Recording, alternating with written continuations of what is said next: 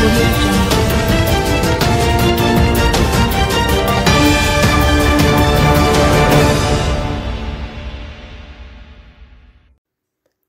man shot in St. Andrew gun attack have died. 2 of the 4 persons who were shot in St. Andrew Central Police Division on Sunday have succumbed to their injuries. Dead is 17-year-old Rashawn Rowe, otherwise called Papa, who was a student of Gainstead High School and of Harmison Close, Kingston 6 address. The other deceased is yet to be identified. The 2 other injured persons remain in hospital. The police say so far they are yet to establish a motive for the shooting. The police report that about 7:40 p.m., the persons were traveling on a motorcycle along roadways in the division when they were shot. They were assisted to hospital, where they were admitted for injuries received. The Matilda's Corner Criminal Investigations Branch is probing the incident. Assault charges against Triple X dismissed. The assault case against popular entertainer Triple X has been dismissed after the complainant revealed in court that she was no longer interested in continuing the matter. The pair made an appearance in the Kingston and St. Andrew Parish Court on Tuesday, where the entertainer given name, Darrell Cummins, pleaded not guilty to assault charges. With no evidence offered by the prosecution, Cummins was discharged by Senior Parish Judge Burrell. The entertainer was on Monday relieved of his hosting duties by Nationwide News Network after he allegedly assaulted a woman at his home on Thursday, April 11. According to a release from the Jamaica Constabulary Forces communication arm, about 12:20 p.m., the 37-year-old radio presenter and a woman were at his Manly Meadows Kingston 2nd address when an argument developed between them. The argument reportedly escalated into a fight.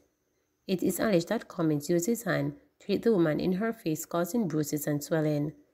A report was made and he was subsequently arrested and charged with assault occasioning bodily harm. This is not Triple X's first run-in with the law. In August 2020, Triple X was arrested in Florida and charged with second-degree petty theft. His bond was US $25. Finance Minister committed to addressing failures in country's procurement system. Finance Minister Dr. Nigel Clark says there is more than a terrible rate of failure in the country's procurement system. Procurement is a process of locating and agreeing in terms and purchasing goods, services, or other works from an external source. Speaking to reporters, Dr. Clark admitted that there are issues within the system which, if not addressed, will lead to implications for Jamaicans. He pledged that the Office of Procurement would work tirelessly to transform the system from a tedious, task-oriented framework to a sophisticated, rule-enabled commercial function. Dr. Clark also noted that after careful examination, it was found that the procurement system needs improvement as it relates to its efficiency. Efficiency is one of the 8 principles which guide the procurement process. Now, when we examine the procurement system, we realize that, in particular for large procurements, we have more than a tolerable rate of procurement failure. Sometimes there's failure even before an award, meaning you go all the way through a procurement and realize 9 months later that you have to do it again. Yes, it's common across government.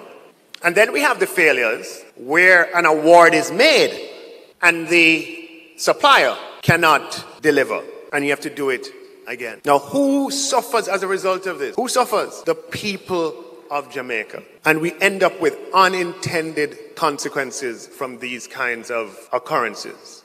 Value for money, transparency, accountability, integrity, efficiency, fairness, competition, economy. All of those principles have to be represented in the system, with no one principle sort of dominating the others. What we are finding, however, is that the principle of efficiency is the one that seems to be lagging. We're going to take out one of the layers in the system by abolishing the sector committees, which we found to be redundant in fact and practice. We are also going to increase the thresholds and to abolish the mandatory 10-day standstill period. We believe we can retain all of the 7 principles at their current levels and elevate the efficiency principle with these changes. Education Minister awaits support from St. James High School Board in regards to student expulsion. Minister of Education and Youth Favor Williams has revealed that she is awaiting a report from the board of the St. James High School in relation to a matter where it has been reported that 2 grade 10 female students at the institution have been expelled allegedly for kissing. Williams was reportedly responding to query from reporters on Tuesday when she explained that a probe is to be launched into the matter as it continues to make rounds in regular and social media outlets. This comes following calls from a mother of one of the involved students who claims her daughter was not granted due process in relation to the expulsion received. If you look at the education regulations, it clearly lays out the process to be followed. In this situation, based on what we've seen, the mother says, it appears that those steps were not followed, she noted. So now it comes back to the board to do their investigation to determine what was done or not done, and then the board will have all the information from all sides to be able to make rational decision about how the board moves forward with regards to any disciplinary action that may or may not be needed, Minister Williams continued. This student, whose parent went to the media to air her grouse, has since been transferred to a private institution where she is now enrolled in the 9th grade after missing 3 months of school from January 15 to April 15, when she again returned to class. Despite a 3-month gap, the minister said that the matter was only recently brought to her attention, but assured that the matter will be dealt with in accordance with the regulations that exist. I've heard the story, but I know what the procedure should be, and in listening to the board chairman either yesterday or this morning, he understands that there needs to be an investigation and that report has to come to the board, she noted.